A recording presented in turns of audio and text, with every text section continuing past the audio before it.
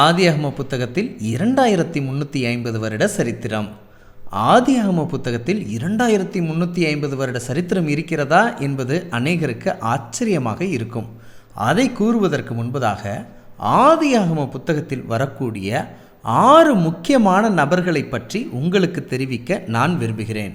முதலாவது ஆதாம், இரண்டாவதாக நோவா, மூன்றாவதாக ஆபிரகாம், நான்காவதாக ஈசாக்கு, ஐந்தாவதாக யாக்கோபு, ஆறாவதாக யோசேப்பு.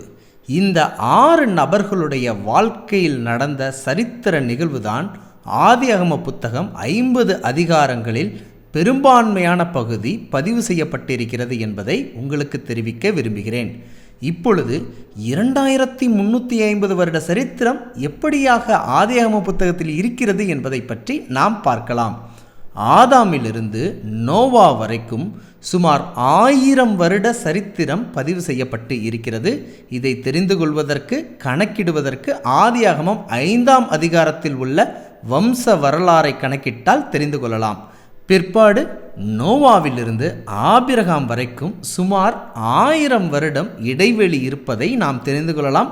இதை பற்றி தெரிந்து கொள்வதற்கு ஆதியாகமம் 9ஆம் அதிகாரம் மற்றும் 10ஆம் அதிகாரத்தில் உள்ள வம்ச வரலாறை கணக்கிட்டால் நாம் தெரிந்து கொள்ளலாம்.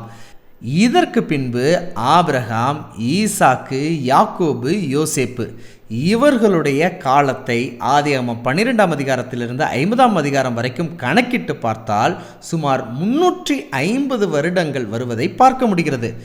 இப்படியாக ஆதியாகம புத்தகத்தில் ஆதாமில் தொடங்கி நோவா, ஆபிரகாம், ஈசாக்கு, யாக்கோபு, யோசேப்பு வரைக்கும் 2350 வருட சரித்திரம் பதிவு செய்யப்பட்டிருக்கிறது. நமக்கு நன்கு தெரிய வருகிறது.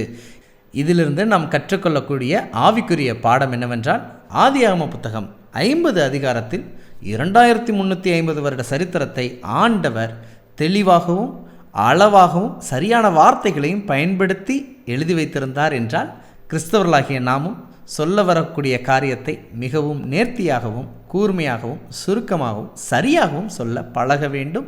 இன்னும் அநேக காரியங்கள் ஆதியாகம புத்தகத்தில் புதைந்து இருக்கிறது.